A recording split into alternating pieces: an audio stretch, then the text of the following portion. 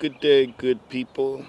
I hope all is well with you, and I hope all is well with your household.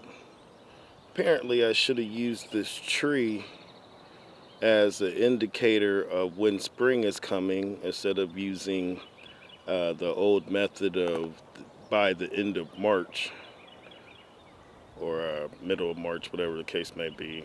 I'm new to this. Um, because as soon as this thing came into bloom with all the white, it seemed that the temperatures was in correlation with it, simultaneously synced or whatever or not that you want to call it.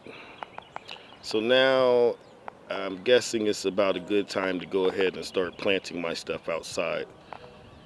But that's just a small rant, just to say that the Father God's creation knows better when it's time to be planting itself and coming into bloom and whatnot. Praise be to God Most High.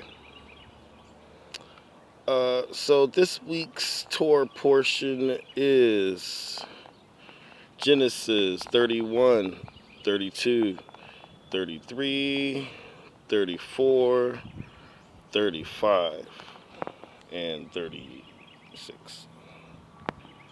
Sorry, not 36, but 31, 32, 33, 34, 35.